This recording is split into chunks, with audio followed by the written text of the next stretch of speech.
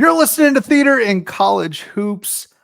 I'm Subi. Alongside me today, Taylor Damel, our first episode of December here, at least recording. I think our last episode did air on December 1st, but we are here fully entrenched in December. It is the 6th. New Year coming around, Taylor. We are brought to you by Belly Up Media. Go download, subscribe, rate, and review us on whichever device it is that you use. Your college hooper of the day, I didn't go random. I actually went the complete opposite end of the spectrum here, Taylor. I'm going to bring you in for just 2 seconds. But I had to go with Tyrese Halliburton. What a performance and what an ascending star he really is. I think we've seen Tyrese Halliburton because we pay attention to the NBA. Like everyone's saying he's reaching superstar levels. I was thinking that kind of late last year, middle of last year. But what a performance against the Celtics in the in-season tournament. The guy just doesn't turn the ball over. That's the most impressive part. Stat sheets, points, rebounds, assists. Somehow that was his first ever career triple-double. I don't necessarily believe that, even though I looked it up. But he had his first career triple-double against the Celtics. But the most insane part is he does all of this ball handling and touches the rock on every possession, and he just doesn't turn the ball over. But I have to admit, I didn't see Tyrese Halliburton being good. I shouldn't say nobody. I don't think anybody saw him being this good. I didn't think he was going to be that good coming out of Iowa State. I remember watching him with the Clones, and I was like, I kind of don't understand why he's being viewed as this top prospect. But I am going to bring you in, Taylor, because I know living in Phoenix, you had some advisory words for the Suns. Oh, so I'm going to not say I didn't think he would necessarily be a superstar, but I was definitely pro Tyrese Halliburton coming out of the draft. And the Suns had an opportunity to draft him. And all they needed, if you look at everything that the Suns have needed over the last 3 to 4 years, it's a point guard. It's a point guard. Like that team probably wins the NBA Finals with Tyrese Halliburton on the roster. Because what was that? They were relying on Cam Payne as their backup guard, 3 years ago. Right now, what they need is a point guard. They probably don't ever, there's an opportunity that they are able to let Chris Paul go a year early and not have to re-sign him. And so when they took Jalen Smith, which was a ridiculous Tyrese's teammate. yeah, but there was a ridiculous pick at the time. It made no sense. Former host of this program told me that Tyrese Halliburton stank and that Jalen Smith, we needed to give him more time. And he was going to be, I believe he said, a top 5 player from this draft, which could not be more wrong, but that's fine. We can tweet about at each other later. But I just didn't understand the pick because the year before they had taken DeAndre Ayton, or 2 years before that, they'd taken DeAndre Ayton. Why you were drafting a project big behind a guy that you kind of thought was a high major project big. Ayton wasn't necessarily a project, but as the number 1 pick. But you guys all know DeAndre Ayton, so I don't need to explain that to you. But when you're like, okay, we don't have a backup point guard at all, or really a point guard on this team, but what we should do is draft a project big that isn't going to see the floor even for 5 years. It didn't make any sense, and so yeah, and now that he's this good, I guess the thing that is most surprising to me is not necessarily his passing ability, because I think we all knew he had passing ability, but he can score and shoot the basketball at a high level, and that's something, with his stroke that wasn't really, it's not the prettiest in the world, but he's made great strides there. So I'm very pro Tyrese Halliburton, and I didn't even typical Sacramento Kings too.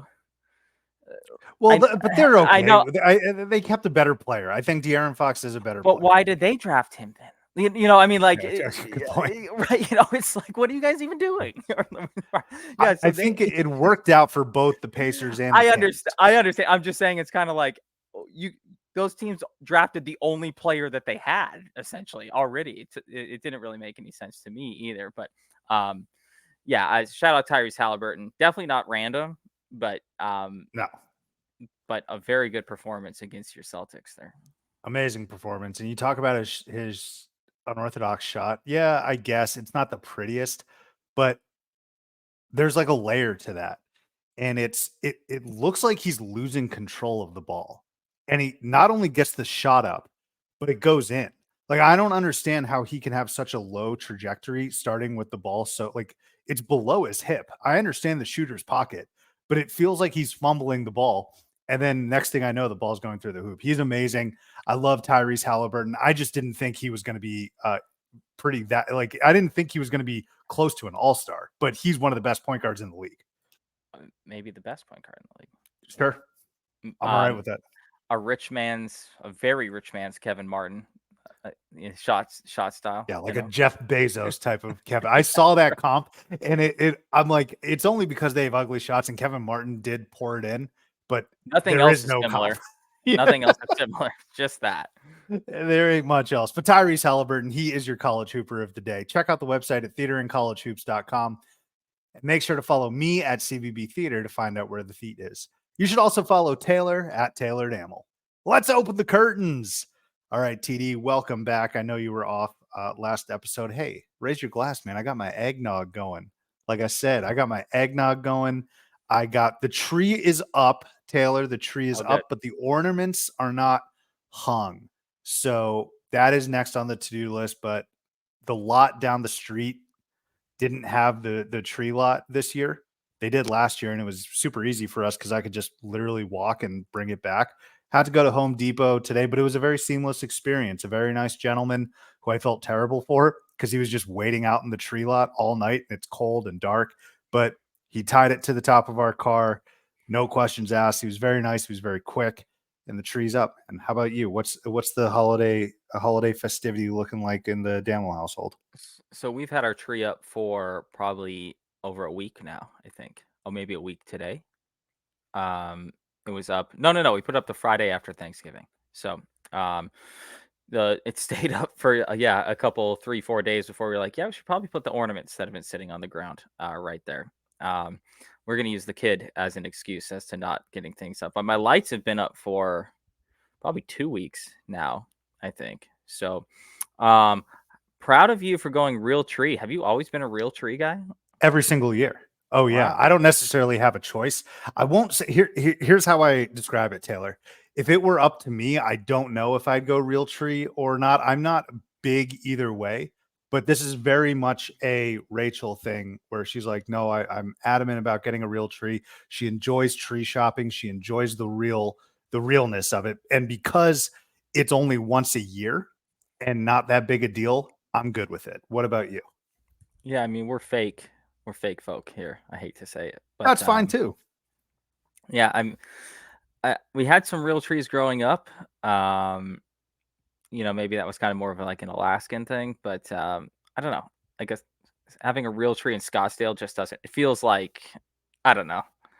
We're posers, like listen, like at least you live in like a more wooded area, right? I can't even sit here and be like, oh yeah, I just cut this down. It's like, no, come on, like let's be serious here. So I think the other thing is we have actually been commenting this year about how wispy our fake tree looks. I think we got it at like a $49 after Christmas sale at Target like a couple years ago, and it's one of those things I've just been waiting for to renovate our house. For some reason, I think our tree can't be nice until the rest of our house is nice. I guess I don't know. Self-loathing here, a Christmas guy, North Pole guy, but we're making it work. There is a guy on our street that has a leg lamp in his window, which I always am very supportive of. I mean, we've gotten into our Christmas movie rotation. So we started with 4 Christmases, which is usually what we always start with. It's such a good movie. If you don't like it or don't know it, go watch it right now. But we have a lot more to check off the list: Grinch, Christmas Vacation, the Home Alones, all of that, and of course, A Christmas Story, which is what you're referencing. But there's so much basketball going on, Taylor. Hold on. Before we get into that, have you hopped into your Hallmark holiday movies yet? Not yet. Was I talking to you about that? Yeah, you showed me a picture of a screen grab of something, right? Yes. What's that movie? That one is God, dude, I don't know.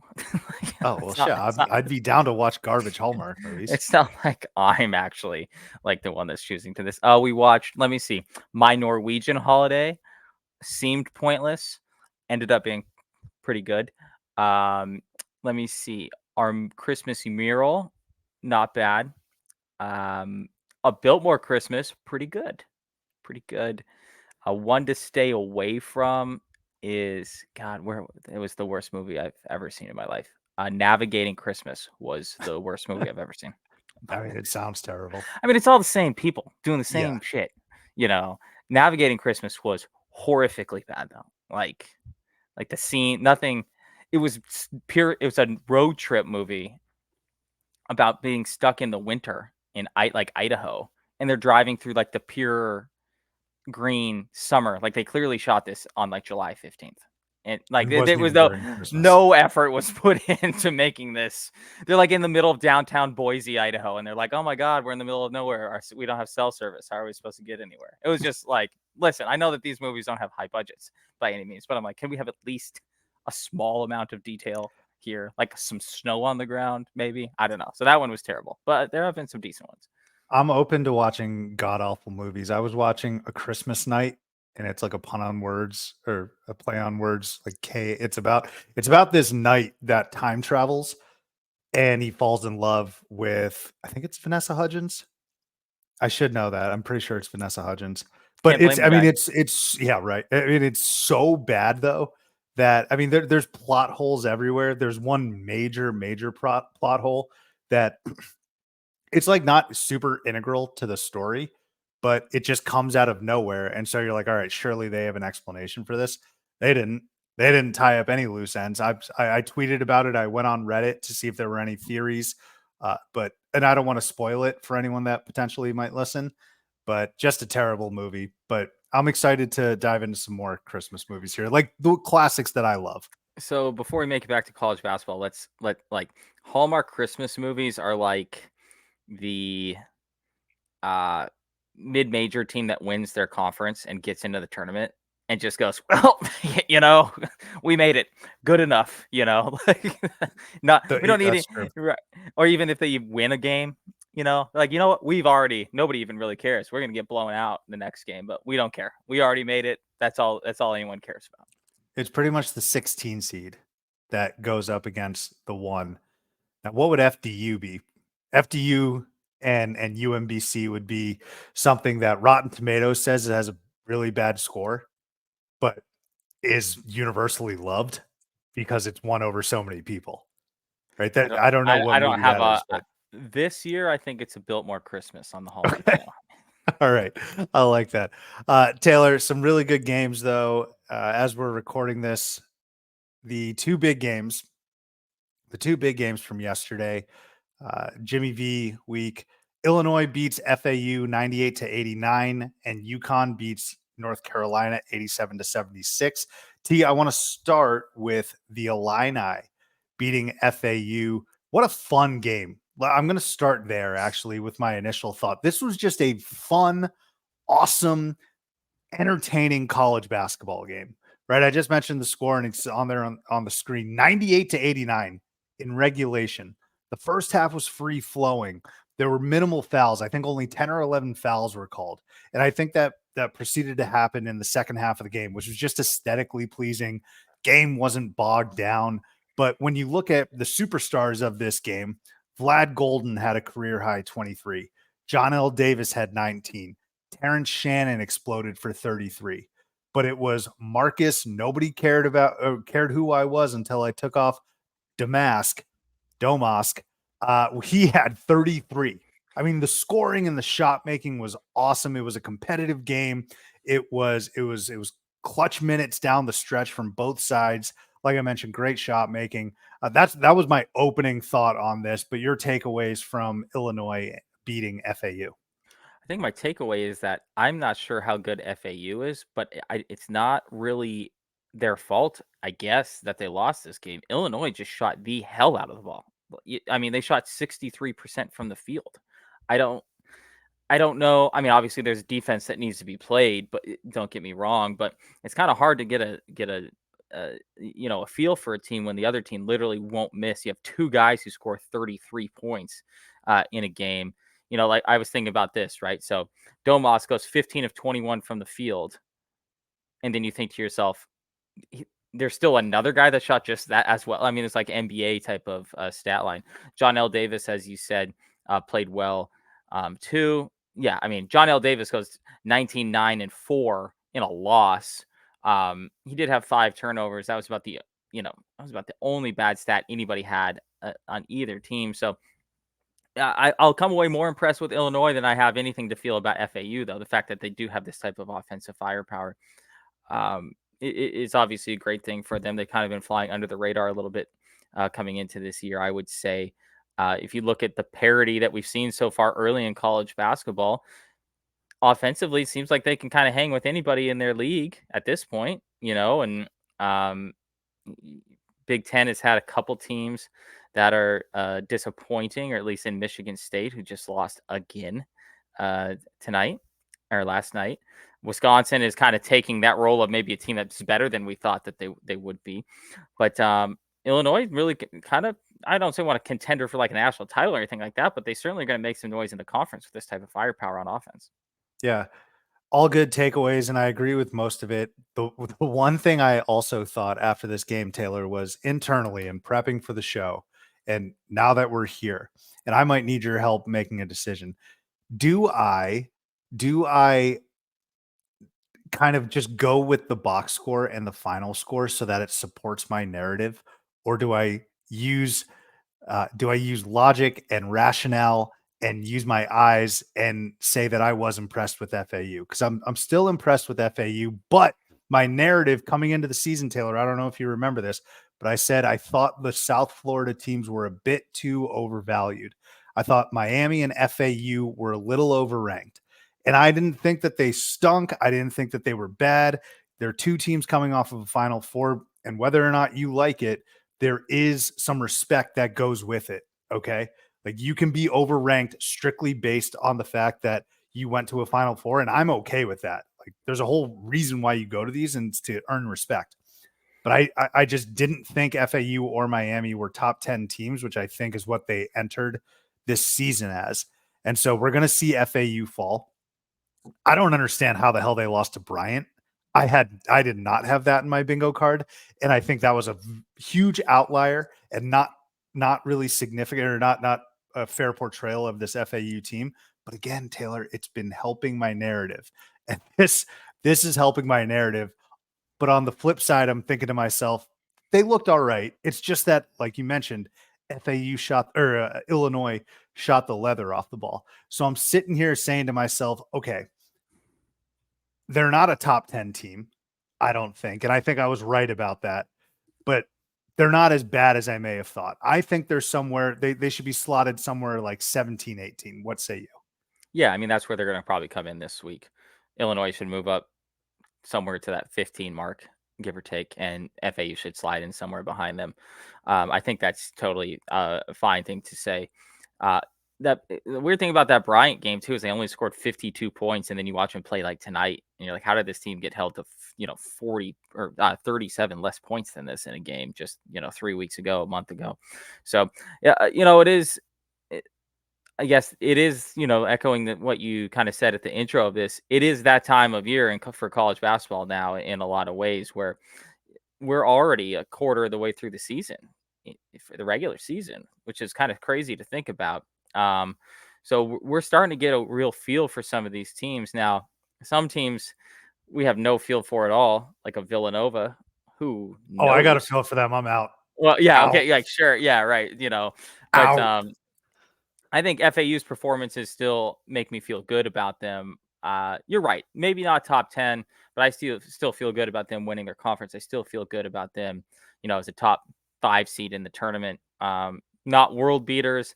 They weren't world beaters last year. Somehow they made the Final Four, but I think they're still a very good team. They certainly, have a superstar, a collegiate superstar in John L. Davis, and that can take you a long way.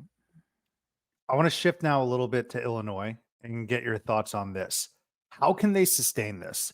That's not to ask how in the world are they going to sustain 60+% shooting. They're not going to. Newsflash. I already know the answer to that. But how can they sustain these types of performances, or these performances where you get huge contributions from secondary, tertiary players, and you get consistently great performances from a Terrence Shannon who has the potential to be an All-American. Taylor, I'm curious to know, do you see Illinois sustaining this in January and February? Because their November and December play has never been an issue, right? I literally saw this last year. I don't know if it was in MSG. I forget. It could have been in Chicago, but I vividly remember Terrence Shannon Jr. going off and all of us being in awe of this team. And we've seen it the last couple of seasons as well. Matthew Meyer, I think, went off as well. Kofi Coburn's had some big games, but they just fizzle a little bit towards the end of the year, Taylor, where I think Underwood's only win in the tournament with Illinois is a nail biter against the Mocs. They're a pretty good team, actually. Lamont Paris, he was the head coach at Chattanooga. He's doing a really good job at South Carolina this year. But the point that I'm making, Taylor, is I feel like we've seen this story in November and December with Illinois, but I haven't seen this level of play translate after a grueling January in the Big Ten, where second half of January, early February, and then stretch run going into conference tournaments, we see them playing at a tip-top level. Do you see them maintaining this?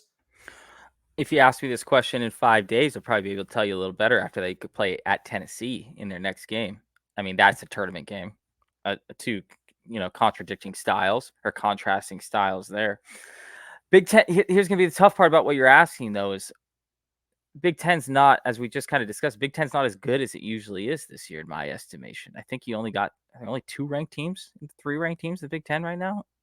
I mean, obviously things can change, but we're not going to see the same superstar level of competition maybe in the Big Ten that we've seen in the last couple of years. So why can't Illinois fill that void? Going back to what I said previously, I don't think that there's a reason that they can't fill that void. Purdue is obviously the best team in the conference. That them aside, I would say, if they keep getting this type of contribution from Shannon, he's averaging 20 points a game this year. Before this game, he was averaging 20 points a game, I believe. So now it's going to be up towards like a 22, 23 number. Yeah, I'll be pro for them, I guess, if we're having this argument. Why?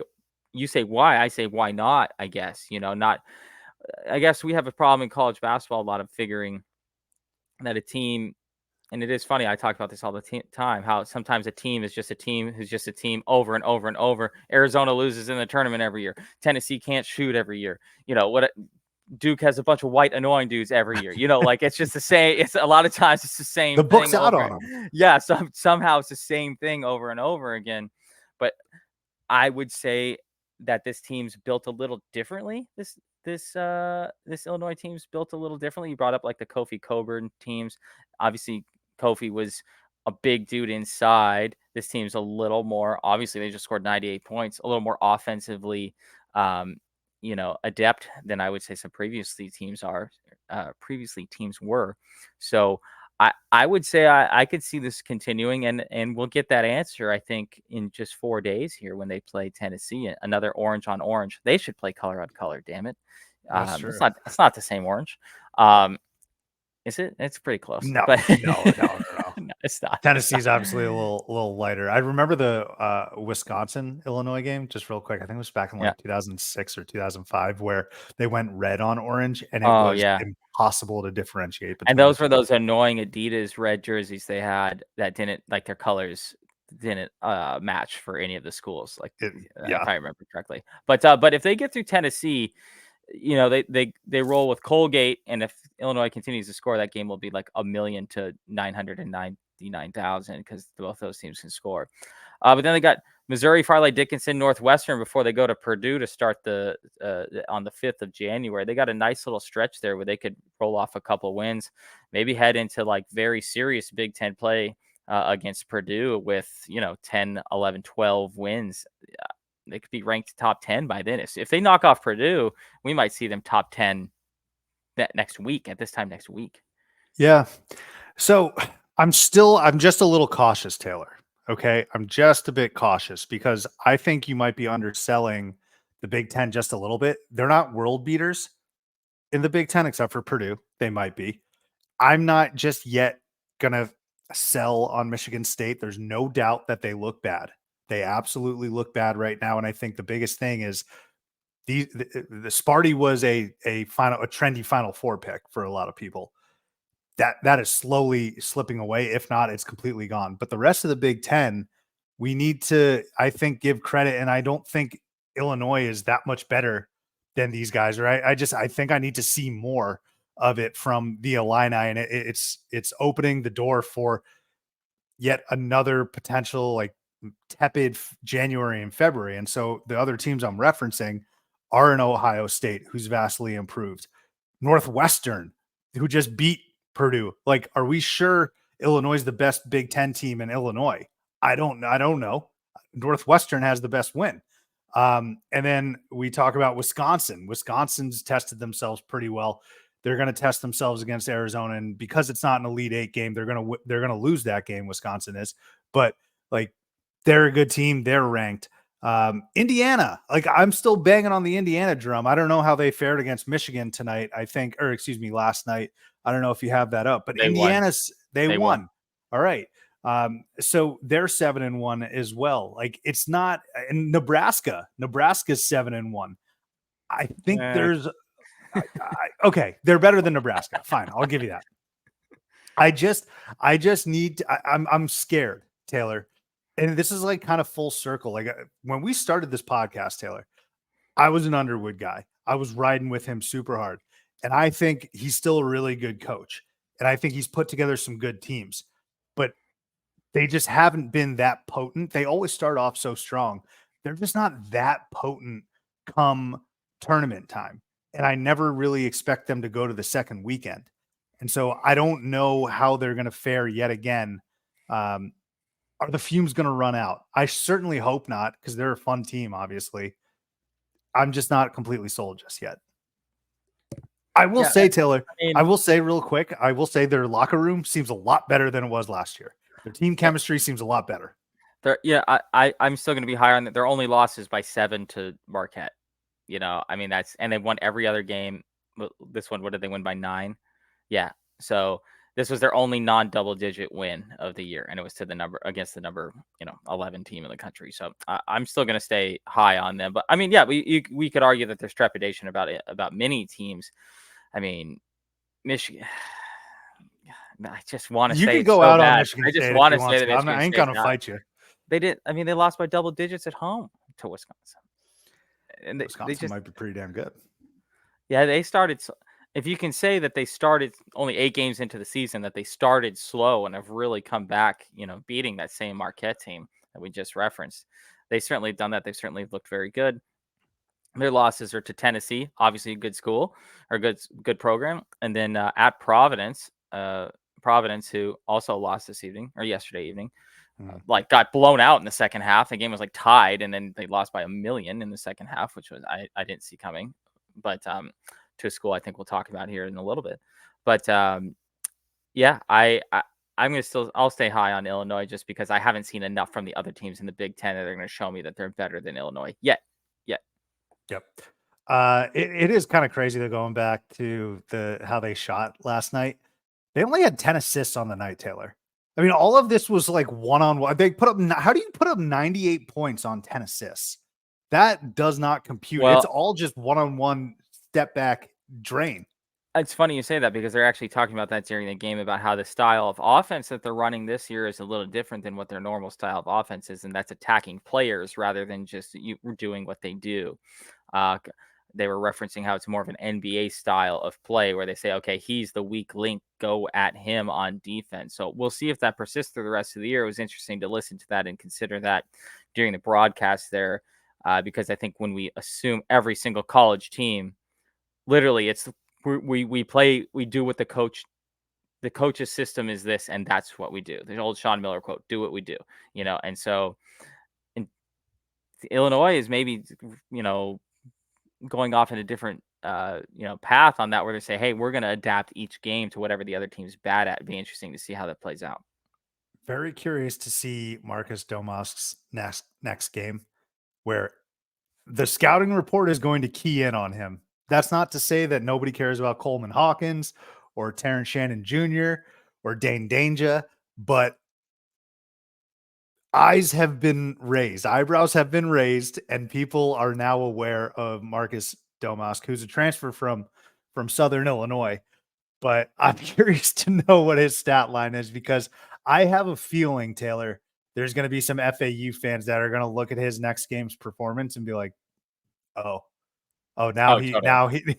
now he doesn't want to drop 30." He's gonna go like 3 of 14 from the field for like 8 points or something like that. Yeah. Yeah. So I do have my narrative about FAU that I think has been supported a little bit here this so far this season. I think the same thing with Miami. But I will say, unironically and in all seriousness, so impressed with Vlad Golden, man. I love him. He is one of my favorite big men in the entire country. I think Billis said came into the game shooting 75% from the field, which is just unheard of. Obviously, he's huge. He does a lot of layups and dunks, but there's still some shots that are challenged that you got to put into the hoop 75% of the time. And he's doing it. Like when he gets the ball, Taylor, and just the growth I've seen from him from the beginning of last year when people started paying attention to FAU to where we are now, where they're highlighting Jimmy V week, or they're one of the four major teams in MSG, right? That incredible ascension of the whole program. I think Vlad Golden has really impressed me because when he gets the ball on the block, he takes his time. He carves out space. He's never in a rush. He has a great touch, but he's also super physical down low. And that's also defensively. I love Vlad Golden, man. I think, and John L. Davis is one of the best players in the country, one of the best guards in the country. I think Vlad Golden is such an integral part to this FAU team, and he's slowly but surely becoming that Robin. I will say, on the flip side, Brian Greenlee, who was stellar last year, he did not have that great of a game against Illinois, unfortunately. Had a rough go of it, only going 1 of 7 for only 3 points. I'm sure they could have used his contributions and maybe FAU would have won this game. But it didn't get easier there for the Owls. And that's what Dusty May wanted. He wanted a tough schedule. He understood, and we talked about this in the offseason, striking while the iron's hot. You got that one amazing run. I don't want to call it a miraculous run, but an amazing run where now you got to take advantage of that and propel that into MSG games, propel that into playing now the number one team in the entire country, right? So it doesn't get easier for FAU, but I'm just very impressed with Vlad Golden, and I'm looking forward to seeing Brian Greenlee sort of turn it around a little bit because he's critical to their success too. All right, T. The other game there in MSG. Let's move on.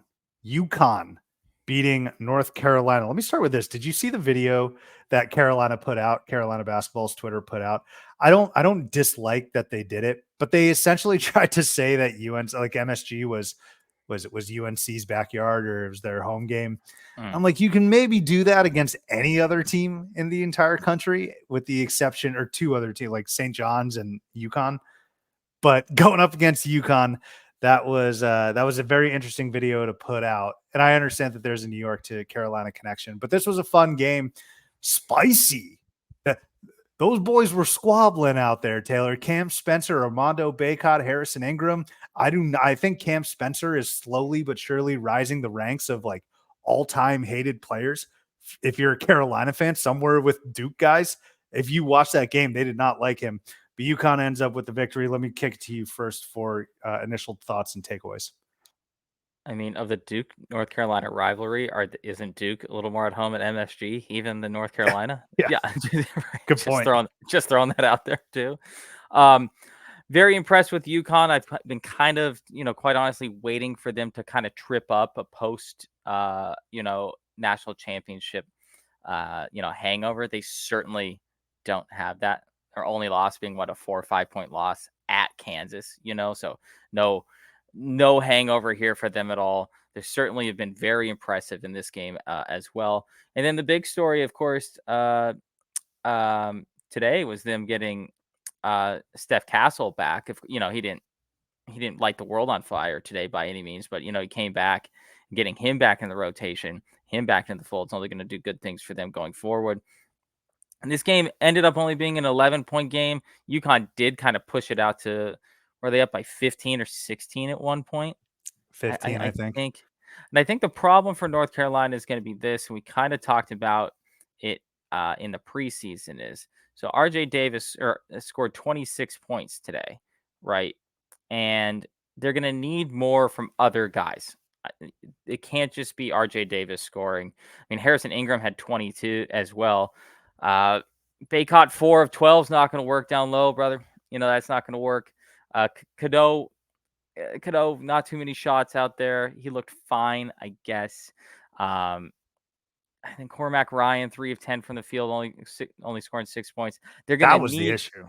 yeah, they're going to need more from the non RJ Davises of the world to compete in these games. It's not like they played poorly necessarily. I don't think it was their best game they've played by any means.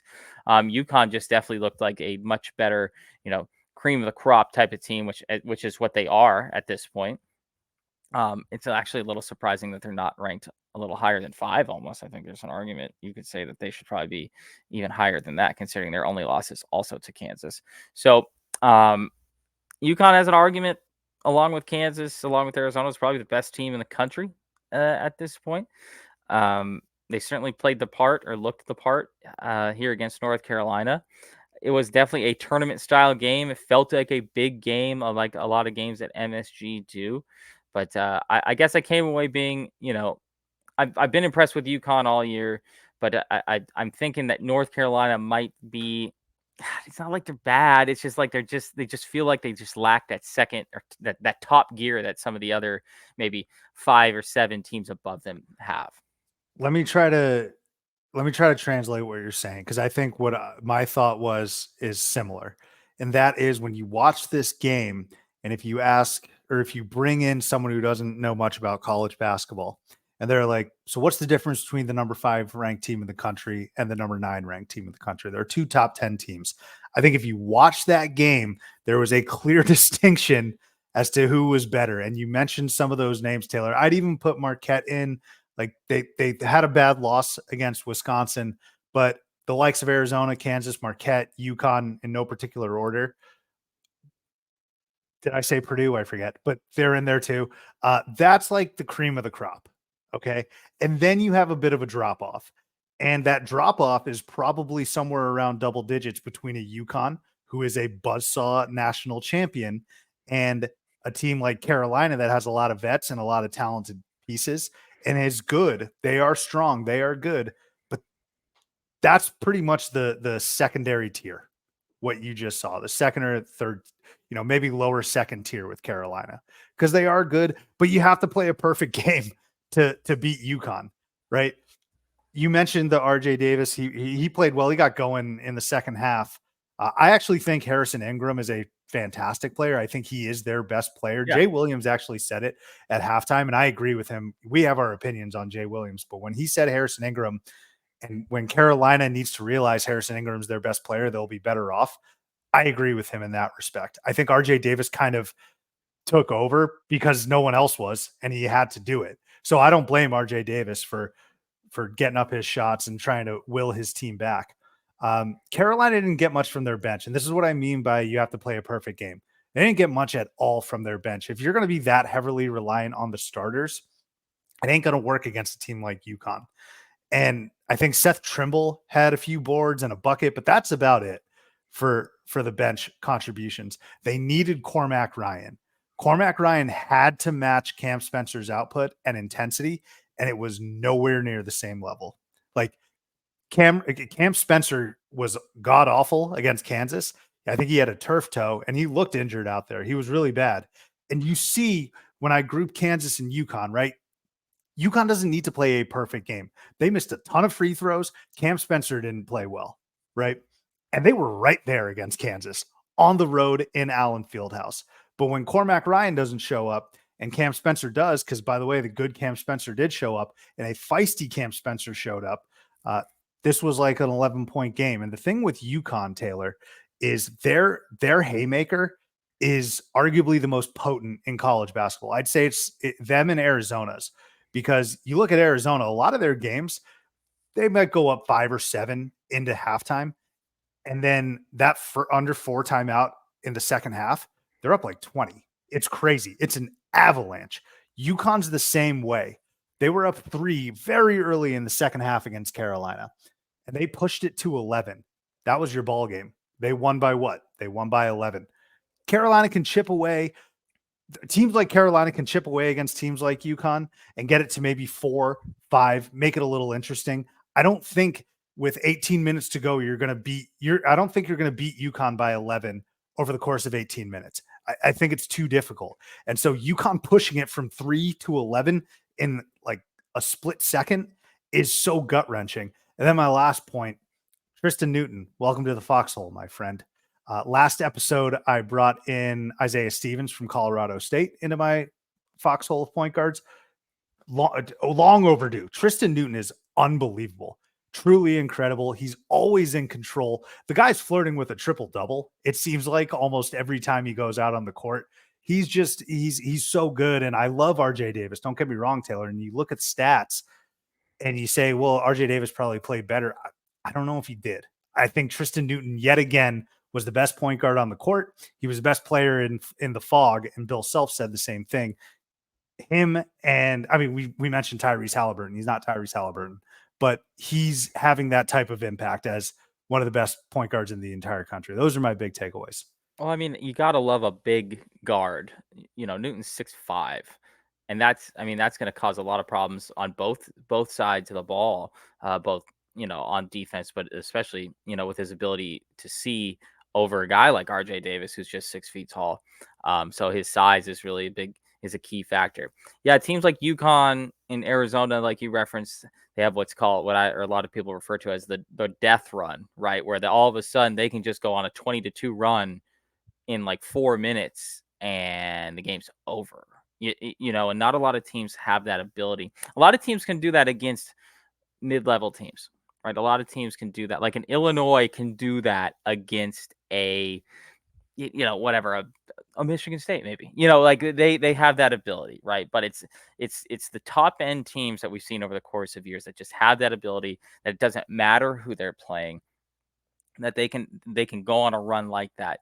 And then subsequently on the other side, they can weather those storms, right? Like if they do on the, if another team does shoot 63% from the field, like Illinois did against FAU, or like a UConn missed, I think they only shot 56% from the free throw line tonight too, that they can weather the storm from the other team too and go on the run of their own. It's the answer back there, so to speak. So this was such a well-played game too. Like, I mean, both teams only had 8 and 7 turnovers, which is just beautiful to see. There was a point in the second half where it felt like five of those turnovers happened in like a 3-minute margin. It felt like, but yeah, came away, continually impressed with UConn. Should be one of the, if not the favorites to win the national title again this year. Maybe not the favorite, but certainly one hair, not a hair outside of being the favorite to repeat. So you said UConn shot 50% from the line again tonight?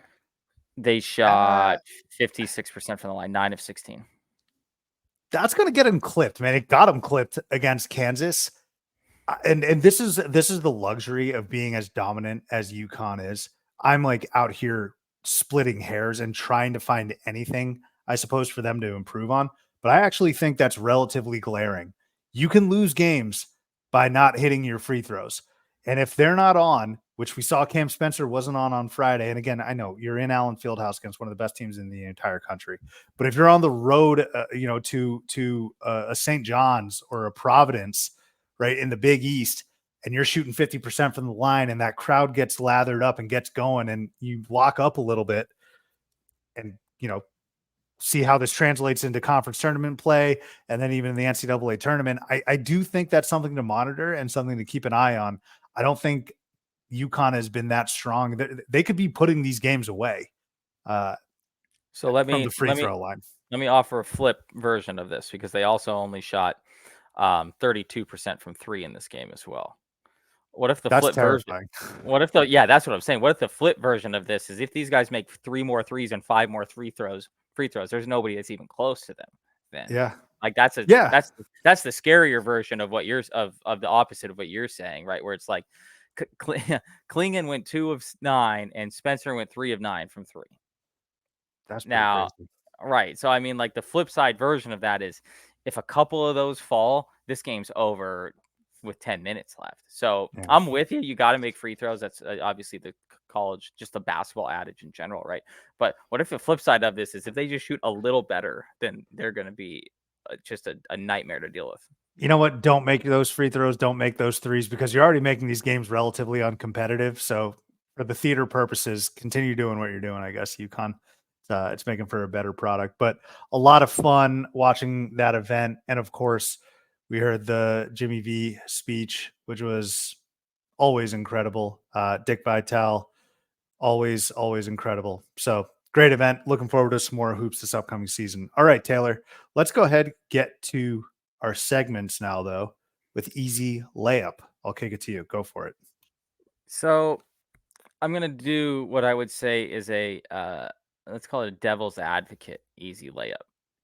This is an easy layup if you are a Philadelphia basketball fan that is not an alumnus of Villanova University. Going Okay. 0 for 3. Easy layup is the support of the other teams in the Big Five who have all beat Villanova this year, which is awesome, I think. I mean, imagine being the fan of a Drexel, of a St. Joe's. Who else did they lose to? St. Wasn't Joe's, LaSalle. St. Joe's, Drexel, and Penn. They lost to Penn. Penn. UPenn. Yeah. Yeah. So my easy layup is supporting those schools because I mean the Big Five is such a cool and unique thing. I think it's a college basketball history type of thing. You can't really repeat that in other sports. Football, there's certainly not enough games to do something like that. In pro sports, that doesn't really apply. So I think the Big Five is a really cool thing. And shout out to everyone but Villanova. So my easy layup is the support of everyone but Villanova. I love that. No, I love that. Nova goes down to Kansas State in gut-wrenching fashion. They force overtime. They were up 2 with a couple seconds left. Tyler Perry delivered the final blow. Tyler Perry didn't have that good of a game, actually, and my Pac-12 player of the year is Tyler Perry, and it's not looking that good, I'll be honest with you, but redeemed it a little bit. And Nova, yeah, I'm out on them, man. I know I always say February 14th, but there are some teams where I'm just like, nope. I'm done.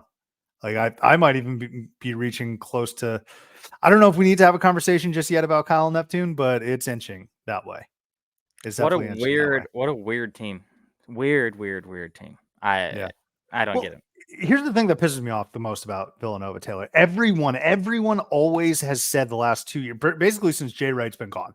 It's like, wait till they get healthy, or they're a dark horse, or after they win like 3 games in January, nobody wants to see this Nova team.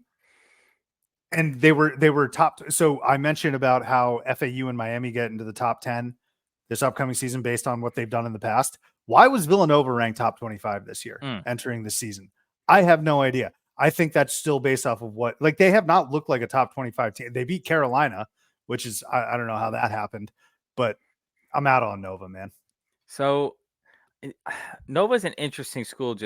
And I don't want to go too far deep into this, but Nova's importance in the basketball world is a very interesting place because Jay Wright, at one point, Nova was the standard bearer of college basketball. Not that long ago, 7 years ago, right? And with Jay Wright there, a continued amazing amount of success every single year, right? I mean, he retired after going to a Final Four.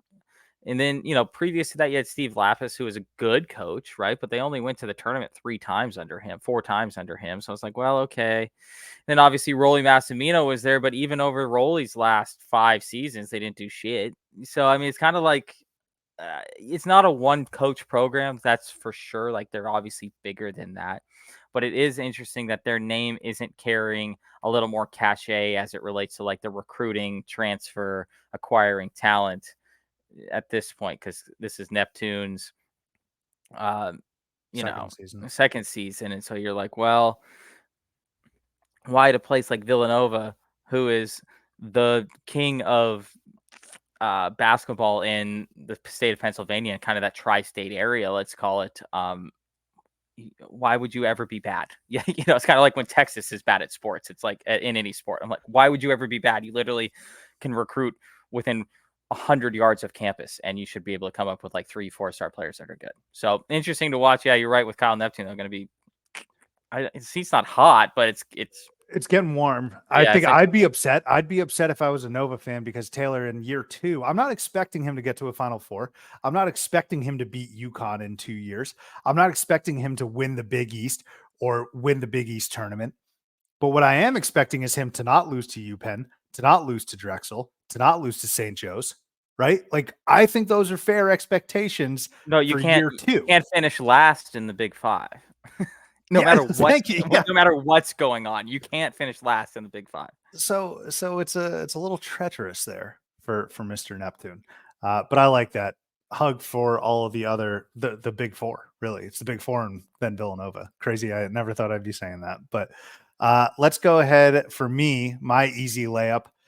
I'm going to go with some encouraging news out of Los Angeles. Bronny James was a limited participant at USC's practice on Monday. Om Youngmasuk, ESPN staff writer, wrote USC freshman Bronny James is awaiting clearance for a full contact practice. Some quotes here from Andy Enfield. Bronny has not been fully cleared yet. He can participate without contact. He's done a good job of getting his conditioning and strength back, and I think he's on path to being ready to play very quickly. Enfield also says, we hope to get Bronny on the court as soon as possible. The heart specialists, the doctors at USC, those are people that have to give the approval to clear James for full contact practice. And I know they're working diligently on the whole process. I commend them for all that they've done. Enfield continued to say everybody's excited to see Bronny on the court, fans, teammates, everybody around the campus, program, and university. Bronny's done a great job of mentally and physically getting back to this point, and I think he's anxious to get playing full time. I think this is great news. Obviously, from a health perspective, it means he's getting a lot better, and I think we've gotten those updates from the James family, from LeBron himself. But now it's at a point, Taylor, where I want to see him on the court. Just like I'm not going to judge him. I'm not trying to grade him or anything like that. I just want to see Bronny James play. And I want to see how he can contribute to a USC team that is looking for answers at this point. I think this could be a very, very compelling storyline. Yes, this is LeBron James's son. Yes, we've heard what LeBron James says he's probably going to do, which is leave a Lakers game or skip a Lakers game to go see his son play, which, by the I way, love. salute. I love. Yeah. Commend him. One of these stupid aggregate accounts was like, what do you guys think about this? The hell is there to think about? Shut up. LeBron James. It's LeBron James. What the hell does he have to prove, really, at this point? Nothing. Who cares? Like, right. The Lakers, Lakers as a team should forfeit that game and go support Bronny if LeBron wanted to. But I'm excited to see Bronny from that perspective, but I also want to see what he can do on the court. I want to see if he's going to be able to contribute to this USC team, and it's going to take some time. It was always going to take some time. If he was 100% healthy as a freshman coming in, it's going to take some time, but now he's had this setback. I'm rooting for the kid, and I think this is great news. I'm very thrilled that I think we're going to be seeing him sooner rather than later, and I'm excited for that. I think this is something that we can all get behind. So you're more of a wordsmith than I am. Help me phrase this in what should be a more tactful way than what I'm going to say it. That is, this is not a blessing in disguise, because you would never say that this is a good thing to have to go through a cardiac situation like he did, right? But I think in a lot of ways on the basketball court, it takes a lot of pressure off Bronny in terms of like having to be LeBron James' son from day one on the basketball court, because he's not LeBron James, right? Nobody ever arguably in basketball history has been LeBron James. And so you would never want this to happen. That's not at all what I'm saying, but I think that is a little bit, I guess, of a blessing in disguise. Is the only way I can really think of phrasing it, because it's like, okay, like the general public, the media folks or whatever should allow him some more time to ease into his basketball career, rather than hoping that he's the second coming like right away. So there's definitely a better way to phrase that than how I'm phrasing it, but I think it's, in the end, for the pressure that's on him, it's going to be a good thing, because he's actually going to have the opportunity to ease into his career and do what he wants with his career, rather than be like, oh, what do you mean you're not a lottery pick after 8 games as a freshman in college, So obviously I'm rooting for him. Kind of humanizes him in a way where he's not like a Kardashian. Like, this is actually like a real problem. This is something that real people deal with. Yeah. And again, I'm not trying to like make light of all of this, but it kind of is like, okay, like these people have problems too. This is a legitimate issue, and it's one that he is overcoming, and I hope that he overcomes it. I think you said it perfectly. And I get your sentiment. I get the message you're trying to convey. I'm just afraid, Taylor, and it's because I'm so jaded to people. I think, people in general suck. I may have like 5 people that I actually love and like, but people in general suck, because Bronny, he might go and again, knock on wood, I hope it doesn't happen, but he might go 1 of 6 for 3 points, all coming from free throws. And we're going to get people dumping on him because he's LeBron James's son and they have a vendetta against LeBron James. Or they're going to say, this was a highly touted recruit. I told you Bronny couldn't do it. And they're going to make these sweeping generalizations after one game. And that's the shit that's going to actually really, really piss me off. And that is that's what I'm apprehensive about. But I hope he does incredibly well, and I hope he's very productive. With the exception against Arizona, that's not just a Bronny thing. That's everyone. But he could be a spark plug for this USC team. We'll see. All right, T, you got a lane violation for me? I do, and I didn't watch this game, but I'm going to say had to be something going on with some reffing situations over there in the Northeastern Husky versus ODU, the Old Dominion Monarchs. Did you see have that? a close eye on that? No, I didn't see this. What are you doing? What do you have a life suit? Literally 1,033 people showed up in Boston, your hometown, at noon on December 2nd to watch this high flying affair. But imagine showing up. We have one of these 1,000 people, right? And not only do you get to witness 48 fouls called in one college basketball game, but you get to watch Northeastern shoot 51 free throws in a college basketball game. What? While watching, and let's say you're an Old Dominion fan who made the trip over there, right? And then you watch your own team, Old Dominion, the Monarchs, as we all know, shoot 9 free throws in comparison to Northeastern's 51. Wow.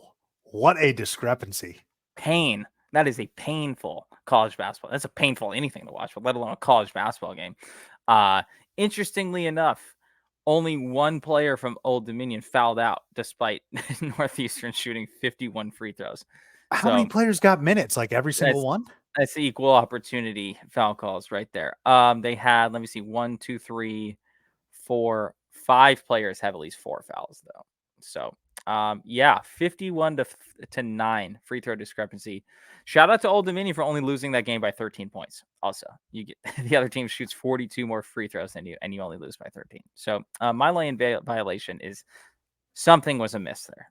You know what's funny? There probably was a lane violation. 60 cumulative. That's fouls. also kind of that. Thank you. That's also why. Yeah, like, thank you. Appreciate that. 60 fouls. I don't know how many free throws were shot. You're probably jumping in the lane a little early. I'll tell you what though, Taylor, good on you, because I cannot imagine there's another person out there in this world outside of maybe Kent Bazemore, great Old Dominion Monarch, who would be advocating for this foul discrepancy. Like, I think it's you and Kent Bazemore wearing the cape for ODU. Remember Bazemoring? What was that? On the when the Warriors were like at their peak likability, which also was like 8 years ago yesterday. Klay Thompson scored 38 in the quarter. Yeah. I think Kent Bazemore was on that team. I think it was a little dance he did, Kent Bazemoring. That was fun. I always liked those Warriors teams. Kent Bazemore, man. He got paid a lot of money for being on those Warriors teams. Oh yeah, Kent Bazemore is a great immaculate grid guy too. Yeah, actually, he left. He went to the Lakers, I think. He was on the Lakers for a minute. He was also on the Hawks for a minute. He got paid too. Yeah, and then came back to the Warriors too. Kent Bazemore had a good life, had a good NBA career, and I hope he's continuing to live a good life. I mean, it's not like Kent Bazemore's gone, but is he still in the league? No, stop it. Kent Bazemore cannot. If he's still in the league, he should be on the next who he play for.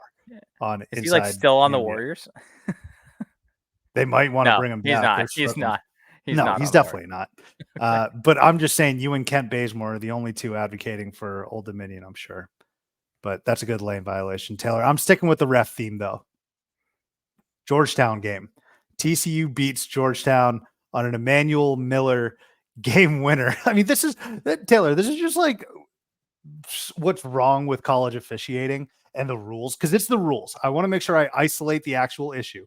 It is the rules. I'm not blaming the refs for this, but the rules are so stupid. But this headline, Taylor, this headline reads, Emmanuel Miller wins it for TCU despite stepping out of bounds ahead of the shot. Like if I'm reading that, it's like, wait, so he won it, but he stepped out of bounds and that's okay? So how do you explain that? How do you explain to someone reading that headline, it's like, sir, how did they win this game if he violated a rule? And they're going to say, well, we actually did go to the monitor. Oh, great. So you caught it. Well, no, we did catch it, but because we didn't rule him out of bounds initially, we can't rule him out of bounds after the review. I mean, what? Like, it just goes against all logic. And I've been in corporate settings where like a case is presented to you and you do your absolute best to let logic prevail, but sometimes other people are like, these are the rules. Like, these are the rules and there's no changing. And it may be asinine. It may not make any sense whatsoever, but these are the rules. And that's kind of what we've gotten here. And again, I'm not blaming the officials, but the rules are so stupid. You should be able to, upon review, overturn a call. I think you can do that in the NBA. When an NBA gets challenged or a play gets challenged and the ref sees like, oh, actually something like a part of this play that wasn't challenged, actually we missed. We got to go back and review it and change the call. That's good. Emmanuel Miller wins it for TCU after stepping out of bounds. How stupid do we sound? That's my lane violation. I mean, Georgetown kind of deserves it, though, because they shouldn't have beat Merrimack the previous game on what is also a controversial call on their coach, Joe Gallo, I think his name. Oh, yeah. Merrimack, Yeah. baby. That's my home. Yeah. That's close to my hometown. Yeah. Who got teed up for wiping his hands on. Did you see that? He threw his water bottle. I mean, it was garbage. It was garbage. Yeah. But this is like a cut and dry thing, Taylor. I know. No, okay. No, you're right. Sorry, I'm getting out of bounds. Yeah. No, I'm getting off off base there. But yeah, Georgetown deserves it, first off. But secondly, it is ridiculous the reviews that we go through in sports just in general, especially in college basketball, but sports in general, where I'm still pro replay. Like it has its place in all these games. Don't get me wrong, but I will never ever understand what the refs are actually looking at. Actually, let me go way off base here. Now that we're over an hour into this program, people are listening to this, whether I'm making any sense or not, if they've stayed this long. So one thing that they started to talk about on NFL games and college games just this year that I have been advocating for 20 years of replay is why nobody could figure out that the angle of the camera was never directly down the line of things. And it would drive me insane to sit with people. Be like, no, it's clearly in. It's like, no, the camera's on the 10-yard line. Okay. And it's looking forward or backwards, I guess, at the end. Like, that's not how it works. And you just like clearly in your mind, you're like, this was the kid you got mad at in algebra or geometry in like sophomore year of high school, and it's just like repeating inside my mind. So shout out to the at least the announcers this year for being like, oh yeah, well, it's not looking straight down the line because it's at an angle, and you can just see people like their minds exploding. Like, oh, I never thought about that before. Sorry, I'm done. Let me mute myself so you can move on here. No, Taylor, I appreciate that. That makes sense. What used to bug me was shot clock violations. Like, did he get it off in time or not? And they would replay those last couple seconds trying to use a blind eye. And I'm like, guys, all you got to do is pause it the second the red light comes on. And if the ball's in his hand, it's a violation. If it's not, it's a good shot. Like, they're trying to eyeball it by saying, okay, we got to look simultaneously at the ball while using my left eye to look at the backboard. I'm like, you guys are so stupid. Everyone is so stupid, Taylor. I'm convinced. So, yes, lane violations. My God. All right. Make us happy, Taylor.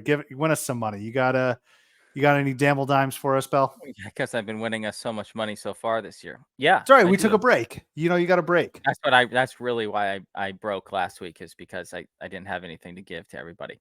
No, just kidding. So we're going to start with a team we've talked about or referenced, not really talked about too much, but referenced a couple times on this program so far. Marquette is hosting Texas, which is the game of the day today in college basketball. Now, even though I was talking about Marquette, Texas is an 8-point underdog in this game. And that to me seems like a lot. Like, I think Marquette's going to win this game. and I think they're better than Texas. But 8 points in a game against the number 8 versus number 12 team in the country seemed like kind of a lot for me. So, and if we're being also quite honest, I think Marquette's very good, but they've also lost 2 of their last 3, like at home to Wisconsin, who isn't necessarily a world beater either. So I think Marquette still pulls this out like a 3 to 5 point type of win, maybe even 6 if you want to get really crazy here. But I think Texas covers that 8 points. So I'm going to go Texas plus 8 against Marquette there in Milwaukee. We're going to go now to one of the most underwhelming teams that we've talked about previously on this program, and that's UNLV. Just sucks over and over and over and over and over again. And they are only 8-point underdogs on the road at Dayton. So I'm going to take Dayton minus 8. Dayton is, they've looked decent this year. They lost to Houston, which is actually, we didn't bring up Houston as one of those top tier teams earlier. So let me correct Thank you. ourselves there. Yes. Great call. Because they're maybe the best team in the country too. So yeah, I want to make sure that we get that in there. But Dayton's 2 losses are at Northwestern, which looks way They better might be than the it best team in looks Illinois. way better now than it did previously. So, yeah, their 2 losses are to Dayton and Houston, or to Northwestern and Houston. Those certainly don't look like terrible losses, and UNLV is just awful. So we're going to roll with Dayton minus 8.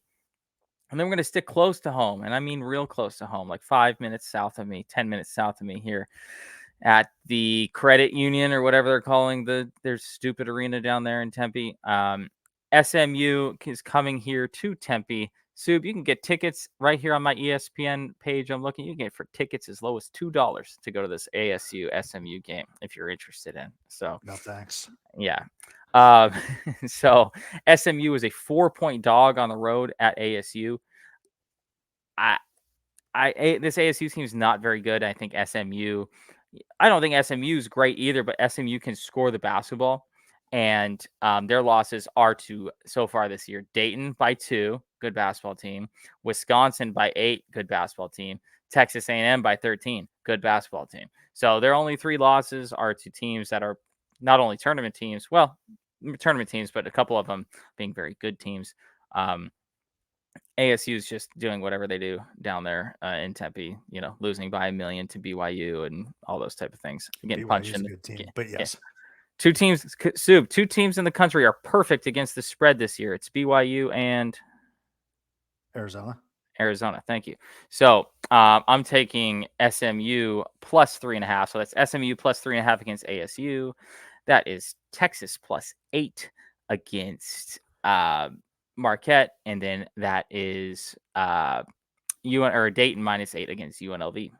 Some nice things to unpack here. Texas Marquette, the Shaka Bowl, UNLV. That's a wildly low number going all the way across the country to a good Dayton team that's been having to carry the water for the A10. I actually don't think the A10's as bad as we may have said they were. They've got some all right wins throughout the course of the year thus far, but Dayton minus 8, I like that. And then this is your second time taking SMU this year. You took SMU plus 7 against Wisconsin. They only lost by 8, so they almost covered there. And we see how good Wisconsin is thus far. So SMU plus 3.5. Interesting. Going back to the well there with the Stangs. Can I offer one more complaint about basketball, even though it's not college basketball? Yeah, we don't like basketball. Why do we have this podcast? Go for it. You know how hard fantasy basketball is when the dumb play in-season tournament? Dude, I have like 7 less games against my opponent. It's so stupid. Yeah. And it's like you only get so many ads per week. And it's like you don't even know who's playing half the games. Yeah. Sorry. That's just one more complaint I have. I don't know why you're complaining to me. Actually, just get Nikola Jokic and Michael Porter and Brandon Ingram. Develop a team, draft a team like your boy, because I'm rolling right now. I had 6 players out one day last week. What am I supposed to do with that? I don't know. Devin Booker. The NBA sucks. This is why it's reminding me why the things I hate about the NBA, where it's like, oh, hey, 12 minutes before game time, we don't know who's playing. Like, is Devin Booker going to play tonight? We don't know. Oh, CJ McCollum's going to come off of the injury list 8 minutes before game time. And it's like, well, what the hell am I supposed to do? Yeah. So I Yep. love the this player has been downgraded to a game time decision. It's like so he's probably out, right? Like he's done. So what But does that mean? Yeah, right. yeah, I mean, all I can say is I suggest you all draft, or I hope you all drafted Nikola Jokic if you were as fortunate If as you me. get the number one pick, yeah. Yeah, that's right. All right, let's get on out of here, T. Not so mid, some mid-major players, coaches, teams that you want to give some love to. So I think a lot of people saw this ending last week. It was one of the craziest I've ever seen. Vermont scored 6 points with like 0.6 seconds left to beat Yale. So what had happened was uh, Vermont goes down, lays the ball in, clock stops with I think it was like 0.6. It was under a second. Yeah, 0.6. So they lay it in. It's now a 3-point game, 65-62.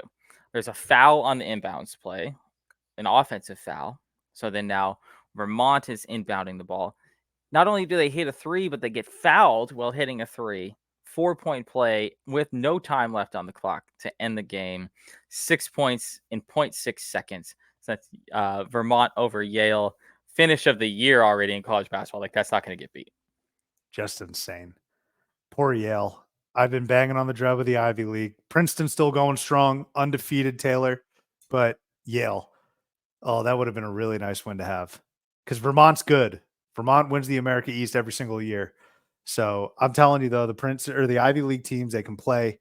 And if it's going to take a 6-point play with 0.6 seconds left or under a second left, whatever it is, I can live with it. Maybe not the Bulldogs, but I can live with that. So I'm glad you Hey, shouted out the counting on some. Princeton ninth in the net ratings.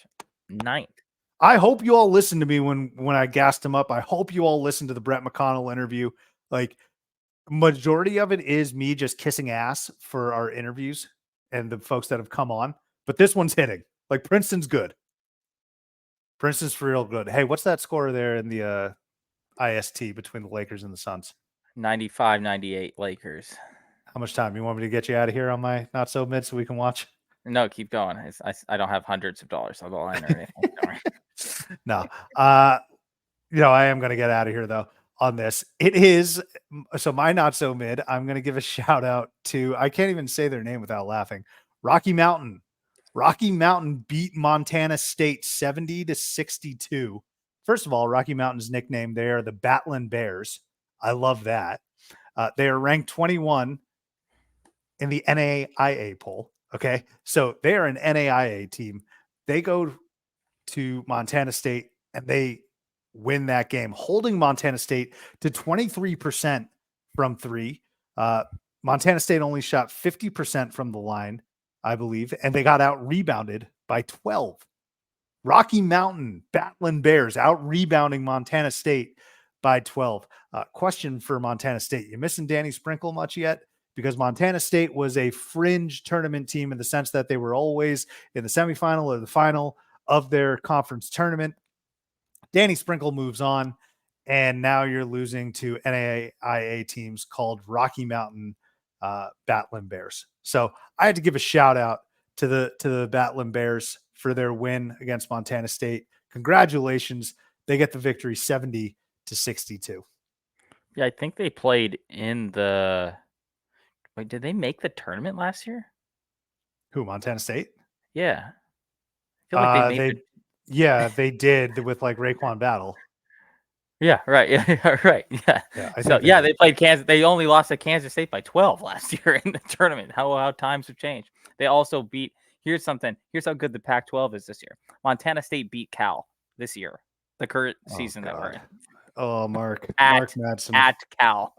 Yeah, right. Give him some time to turn it around. All right, will you? Give him some time to turn it around. Okay. Shout out Rocky Mountain. All right, Taylor, let's go ahead, get on out of here. What a great slate of games we just covered. Looking forward to the rest of the week. Thank you as always for listening, and we'll catch you next time here on Theater and College Hoops.